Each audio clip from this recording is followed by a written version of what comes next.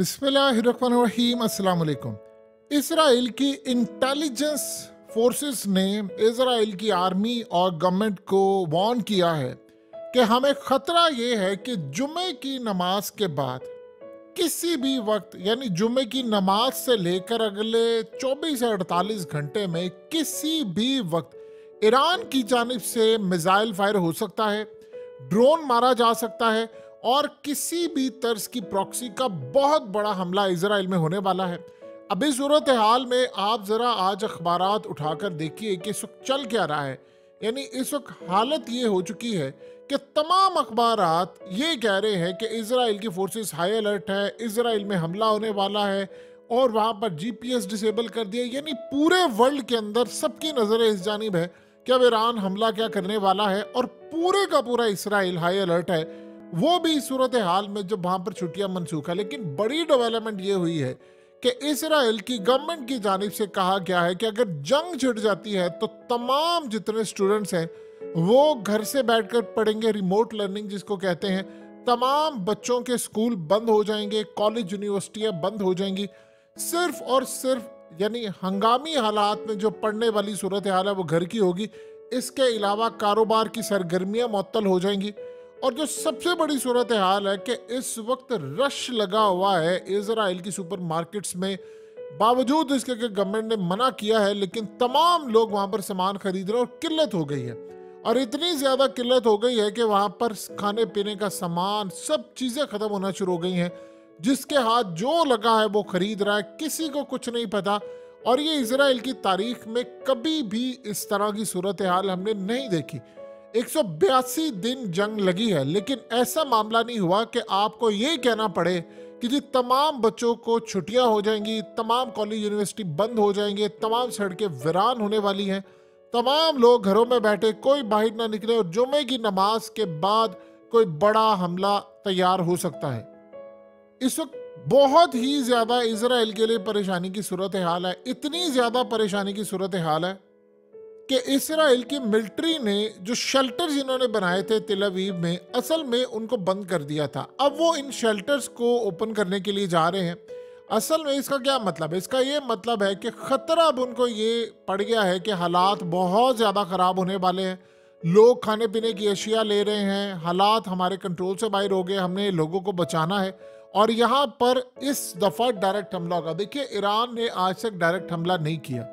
आप इस पोस्टर से अंदाजा लगा सकते हैं कि ये क्या है। तेहरान टाइम्स का पोस्टर है, स्टॉर्म इज कमिंग, तूफान आने वाला है। तो जब आप इस तरह के पोस्टर लगाएंगे तो ये असल में गवर्नमेंट की जानिब से है। इस दफा का मामला ये है कि ईरान की जो एम्बेसी उन्होंने उड़ाई है, ये भी तो पहले कभी नहीं हुआ। लेकिन अब जो सूरत हाल ये पैदा हो रही है कि सबसे ज्यादा मसला ये है कि शाम से भी उन पर हमले शुरू हो जाएंगे और यहाँ से भी हमले होंगे। देखिए, बदला उन्होंने लेना है हर सूरत, वरना इंटरनेशनल सतह पर कभी भी ऐसा नहीं हुआ कि इसराइल में लोग तमाम चीज़ें ले रहे हों, घरों में बैठे हों। इवन के बहुत सारे लोग लाखों के हिसाब से इसराइल छोड़कर जाने को तैयार और उनको ये बात समझ नहीं आ पा रही कि हमारे साथ हो क्या रहा है, हम मैनेज कैसे करें इन चीज़ों को। सो इसराइल की पोजीशन इस वक्त बज़ाहिर आपको जो नज़र आ रही है वो काफ़ी पैनिक वाली है, खौफ है उनके लोगों में। आप यहाँ से खौफ का अंदाज़ा लगा लें कि जिनके पास दोहरी शहरियत है वो इस वक्त डबल ट्रिपल प्राइसेस देकर टिकट लेकर बाहर जा रहे हैं कि हमें नहीं पता कि हम जिंदा बचेंगे नहीं बचेंगे। इस दफा इन्होंने हमला बहुत ज्यादा खतरनाक किया। और आप ये सोचें कि क्या आपने लास्ट टाइम कब देखा था कि अमेरिका ने गुफ्तगू की हो ईरान से डायरेक्ट खुद कि हम इस हमले में शामिल नहीं है, लिहाजा आपने हम पर हमला नहीं करना। जब अमेरिका को अंदाजा हो चला है कि नहीं यार अब इस दफा तो इन्होंने हमला करना ही करना है, तो ये सूरत हाल तब खराब हो रही है। अब अगला जो मरहला हो रहा है वो ईरान क्या करने जा रहा है। देखिए, जो रेंज है उसमें ईरान ये देख रहा है कि हमने कौन सा मिसाइल फायर करना है। इनके तमाम एयर डिफेंस सिस्टम इस वक्त तैयार है मॉनिटर करने के लिए। अगर तो ईरान कोई हाइपरसोनिक मिसाइल मारता है तो फिर तो इसराइल की तबाही हर सूरत होगी, कोई उसकी राह में रुकावट नहीं आएगी जिसको रोक सके। और ये शायद अपनी नौयत का पहला हमला होगा जो ईरान करेगा। और ये देखने वाली भी सूरत हाल होगी कि किस लेवल पर जाकर एक काम होने वाला है, क्योंकि आज से पहले तो ये मामला नहीं हुआ।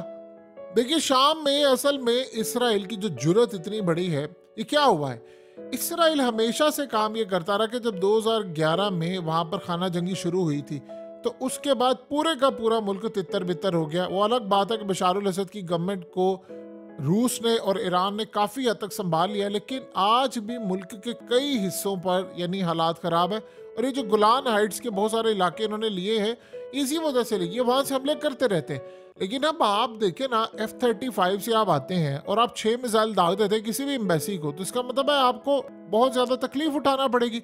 आपने अगले मुल्क की एम्बेसी उड़ा दी है तो अब आपको अपने लोगों को कहना पड़ा है कि जी नहीं जी, ये सारा कुछ होने जा रहा है, तबाही होने जा रही है, हम क्या करें, बच्चे घर में रहें, घर से बाहर ना निकले। अब आप लोगों को कह रहे हैं कि एटीएम से आप कैश विदड्रॉ ना करें।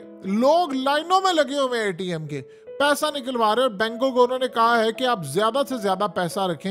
यानी एक होता है कि एटीएम की एक लिमिट होती है, आम रूटीन में एवरेज आप पैसा डालते हैं फिर वो ख़त्म हो जाता है। उन्होंने कहा डबल ट्रिपल कर दें, क्योंकि लोग इस वक्त परेशानी में वहाँ से वो पैसा निकालें, पैसा निकाल के वो ख़रीदारी करें।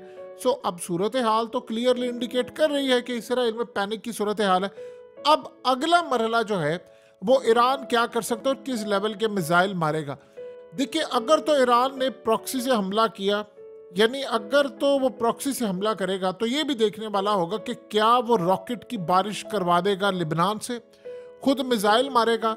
आयतुल्ला खामनेई की जानिब से जो अब तक आ रही है और ईरान की जानिब से खबरें आ रही है और वहाँ पर जो उन्होंने ऑर्डर्स दिए वो तो ये है कि डायरेक्टली मिसाइल मारा जाएगा इसराइल के ऊपर, और मिसाइल के साथ ड्रोन्स मारे जाएंगे। यानी इस तरह का हमला होगा कि इसराइल पर मिसाइल दागा जाएगा और साथ फिर हमास की एक्टिविटी भी तेज होगी, और सबसे बढ़कर हिजबुल्लाह भी वहाँ पर हमला करेगा और शाम से भी प्रॉक्सी हमला करेंगी। यानी इराक, शाम में भी जो इनके टारगेट्स हैं वहाँ पर निशाना बनाया जाएगा।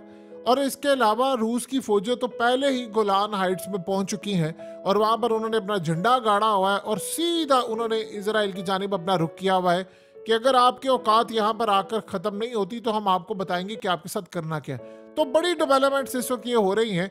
और ये देखिए ज़रा, जो अजीबोगरीब बात है, अमेरिका को, यानी ये कैसा मुल्क है कि वो कहता है जी मैं ये कर लूँगा वो कर लूँगा। साथ ही उसने कह दिया है इजराइल को कि अगर तुम पर जंग छिड़ी तो मैं तुम्हारी मदद करने के लिए आ जाऊंगा।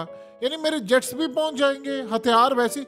जैसे ही उसको पता चला है कि ईरान ने हमला करने का फैसला कर लिया है और उसके बाद वो तैयार है। देखिए, जुमे की नमाज के बाद सारी दुनिया की नज़रें इस वक्त है ईरान के ऊपर, और ये उनकी इंटेलिजेंस एजेंसी ने कहा है कि हमें अंदाज़ा है कि ये हमला होने वाला है।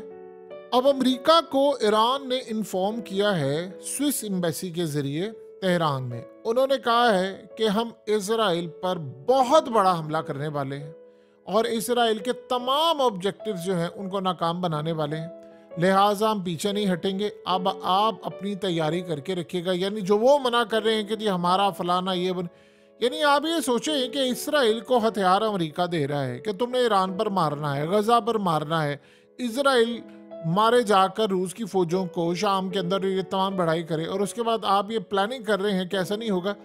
अब वहाँ पर जो इन्फॉर्मेशन दी गई है कि जुमे की नमाज के बाद हमला जो हो सकता है, वो असल में आपको पता है कि अल-कुद्स डे है।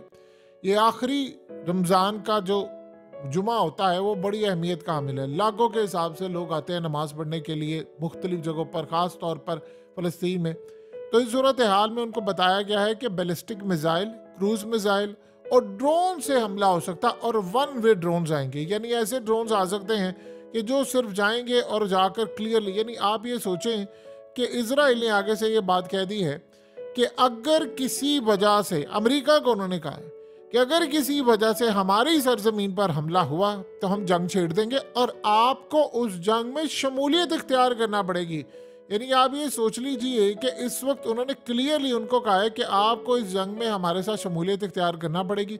और उन्होंने कहा है कि Israel made it clear to United State, यानी बड़ा क्लियर अंदाज उन्होंने कह दिया है कि अगर हम पर हमला होता है तो हम इस सारी सूरत में लड़ाई के लिए तैयार है और आपको आना पड़ेगा और आपको हमें हर तरह की फैसिलिटी देना पड़ेगी। आपने कभी ज़िंदगी में देखा किसी गुलाम को कि वो कैसे जाता है आका की मदद करने के लिए? आप अमेरिका को देख लें, क्या है, क्या खजूर की गुठली जितना है इजराइल। और धमकियां देखें जरा अमेरिका को कि जंग उस पर अगर ईरान करता है तो वो अमेरिका को कह रहा है कि नहीं तुम आओगे। और अमेरिका से असल में उन्होंने काम ये किया कि उन्होंने उसकी इंटेलिजेंस एजेंसी से इंफॉर्मेशन ली, तो उन्होंने कहा जी हाँ पर 48 घंटों में हमला हो जाएगा। यानी ये सूरत हाल इस वक्त पैदा हो रही है। अब देखिए हाइप तो बन गई है बहुत ज़्यादा ईरान की हाइप हर जगह है। इंडिया भी इस वक्त ये देख रहा है इन मनाजिर को। अब यहाँ पर अगर ईरान ने हमला कर दिया तो ये लड़ाई एक बड़े ही अजीबोगरीब रुख की तरफ चली जाएगी और ये ना ख़त्म होने वाली लड़ाई होगी, क्योंकि इसराइल ने अमेरिका को भी कहा है, उन्होंने स्विस एम्बेसी को भी कह दिया है, सबको कह दिया है कि अगर हमला होता तो हम हमला करेंगे, क्योंकि हमने जो हमला किया है वो हमने ईरान की सरजमीन पर नहीं किया। लेकिन ईरान अगर उसका बदला लेगा, देखिए इसराइल की चालाकी देखिए, उन्होंने टेबल टॉक की, अपने तमाम उनके मिनिस्टर जो थे, गवर्नमेंट थी और तमाम लोगों थे, उन्होंने कहा थी जंग को अगले लेवल पर बढ़ाने के लिए हमें क्या चाहिए। तो उन्होंने कहा अब ईरान पर हमला करना पड़ेगा, क्योंकि असल में हुआ ये था कि अमेरिका को कहा था इसराइल ने कि आप ईरान पर एक स्ट्राइक करें, जाकर एक स्ट्राइक करें, और अमेरिका का शायद जहन बन भी गया था। उन्होंने इनको कहा था कि होशियों को और इन सबसे निपटने के लिए आपको ईरान पर स्ट्राइक करना पड़ेगा। उस चक्कर में अमेरिका का जहन भी बन गया था, लेकिन होशियों का जो सरप्राइज आया उसके बाद अमेरिका इस वक्त परेशान हो गया कि ये तो हमें ले डूबेंगे।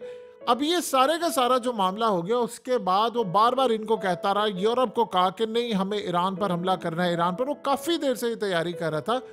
अब असल में जब से ईरान एटमी ताकत बनने के करीब आया है, तब वो कह रहे हैं कि ईरान से एक जंग छेड़ ली जाए।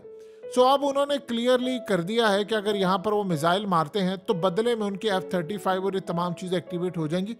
ये सूरत हाल बड़ी इंटरेस्टिंग होगी देखने वाली, जो आज से पहले हमने नहीं देखी, कि वो मिसाइल किस तरह का मारते हैं, क्या किस लेवल पर जाकर करते हैं, क्या वो शाम से कोई हमला करते हैं। देखिए एक ऑप्शन तो उनके पास ये बहुत ज़्यादा अहम है और वो उन्होंने रखी हुई है कि वो हाइपरसोनिक मिसाइल मारे, लेकिन मारे थ्रू यमन के, और यमन को देकर कहे कि ठीक है आप हमला कर दें। जैसे अब आप सोचें ना कि ईरान की सरजमीन पर आकर इसराइल ने हमला नहीं किया, वो आकर शाम के अंदर उनकी एम्बेसी पर हमला किया है। इसी तरह अगर वो होशियों को दे दे कोई हाइपरसोनिक मिसाइल, या जैसे वो क्लेम करें कि उनके पास है, और उनसे इसराइल पर मार दे, तो होशी तो पहले ही तैयार बैठे हुए हैं कि कोई हमला कर ले, फलाना कर ले। लेकिन अगर ऐसी सूरत हाल होती है तो फिर ईरान का जो इस वक्त मामला है वो पूरे मुल्क के अंदर ये कहा जा रहा है कि भाई आप कब जवाब देंगे। देखिए एक टाइम ये था ईरान के ऊपर आकर इजरायली तैयारे बमबारी करते थे, चले जाते थे। अब वो दिन चले गए। 2019 के बाद जब से चाइना ने उनको टेक्नोलॉजी दी है, तब से ये चीज़ें नामुमकिन हो गई हैं। तब से कोई ऐसा हमला नहीं होता, तब सिर्फ दाइश के उन्होंने हमले सहे हैं। अब मामला डिफरेंट है। अब उनको अगर जाकर हमला करना है और वो उनकी कैपेसिटी है, तो ये देखना होगा सूरत हाल में कि ईरान किस लेवल पर जाकर करता है, वो पीछे हट जाता है, लड़ाई करता है, नहीं करता। तो बड़े इंटरेस्टिंग इस वक्त मामला सामने आ गए हैं। इजराइल की फोर्सेस में जो लोग थे जो छुट्टियों पर गए थे, इनको जब इन्होंने वापस बुला लिया है कि तमाम लोगों की छुट्टियां मनसूख की जाती हैं, बॉर्डर पर पहुंचे, पूरे मुल्क की सिक्योरिटी को संभालें, तो इसका ये मतलब है कि इजराइल के अंदर अब वो जो लोग आए हैं वो असल में अपने प्यारों से आखिरी दफ़ा मिलकर आए हैं। क्योंकि ये बात किसी को भी नहीं पता कि अब वो लड़ाई कहाँ तक जाएगी। अगर 182 दिन हो गए हैं हमास के साथ उनकी लड़ाई जारी है, ये कभी भी नहीं हुआ। ये आज से पहले हमने ऐसे टाइम्स नहीं देखे। 2021 में, 22 में, फिर उससे पहले, फिर 2014 में, जब भी लड़ाई हुई 8 दिन 10 दिन, 182 दिन कभी भी नहीं हुए। और वो भी तब जब इजराइल ने अब ऐलान कर दिया है कि गजा के अंदर वो प्लॉटिंग कर रहे हैं। यानी ये पता नहीं किसने इजराइल को सिखाया है कि आप प्लॉटिंग करें, सोसाइटियां बनाएं और बेचें जाकर। अब वो प्लॉटिंग करना उन्होंने शुरू कर दी है, और वो ओवरसीज जो जितने भी इजराइली हैं उनको साथ साथ पिच कर रहे हैं कि अच्छा तुम ये ले लो, वो ले लो, फलाना ले लो, यहाँ पर ये सस्ता मिलेगा। और जो अभी बुकिंग कर रहे हैं उसको रेट सस्ता है। वो कह रहे हैं जंग के बाद जिनको मिलेगा उनका रेट डबल ट्रिपल हो चुका होगा।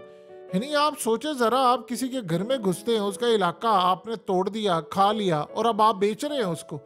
ये सोसाइटियां बनाने का ख्याल उनको न जाने किस मुल्क से आया है, अभी तक ये बात समझ नहीं आ रही। बहरहाल इस वक्त जो सूरत हाल क्लियर हो रही है, ईरान की फोर्सेस मुकम्मल तौर पर हाई अलर्ट हैं। ईरान की जो इस वक्त तमाम के तमाम एक्टिविटी हैं, उनका सारे का सारा फोकस होगा इसराइल। अगर उन्होंने इसमें फतेह मारा मिसाइल या जो भी दूसरी रेंज के मिसाइल मारे, तो वो इसराइल का डिफेंस सिस्टम नहीं रोक पाएगा। असल में हुआ ये था कि पिछले लास्ट कुछ अर्से पहले आपको पता है कि हिजबुल्लाह ने आयरन डोम की 2 बैटरियां उड़ा दी थी, यानी 2 आयरन डोम उड़ा दिए थे। तो इसका ये मतलब है कि अगर हिजबुल्लाह के पास जो मिसाइल हैं जो लो इंटेंसिटी के हैं, जो दिए तो बेसिकली ईरान ने हैं या उन्होंने वहाँ पर बनाए हैं, ईरान की मदद से बनाए हैं, अगर वो तबाह कर सकते हैं तो ये बाकी तो किसी खेत की मूली नहीं है। आपने सिर्फ अपने टारगेट को हिट करना है। और ये मज़े की बात ये है कि डिमोना जहां पर है वहां पर भी इन्होंने अपनी तमाम एक्टिविटीज, अपने डिफेंस सिस्टम और चीजें वहां पर पहुंचाना शुरू कर दी हैं कि हमने अपना एटमी प्रोग्राम तबाह करना है। अगर ईरान ने फैसला कर ही लिया है कि ठीक है उन्होंने हमला करना है, तो बेहतर ये है कि आप डिमोना को सामने रखें। उसकी वजह यह है कि इसराइल ने आकर उनके एटमी प्रोग्राम के ऊपर पहले भी बड़े हमले किए हैं, आज भी कर रहे हैं, कल भी करने हैं, परसों भी करने हैं। तो अगर निशाना बांधना ही है तो वैल्यूएबल चीज़ के ऊपर बांधे, ताकि उसके बाद इसराइल की सारी हेकड़ी निकल जाए। ये इंटरेस्टिंग टाइम होगा। अगर ईरान यहाँ पर कुछ नहीं करता तो फिर ईरान के लिए एक इतना बड़ा गड़ा है कि सारी ज़िंदगी इसकी रेपुटेशन बहाल नहीं होगी। लेकिन इस दफ़ा लाजिम है कुछ ना कुछ तो वो करेंगे, क्योंकि उनको भी पता अगर हमने नहीं किया तो फिर हमारे साथ क्या होगा, ये 10 हमले मजीद करेंगे।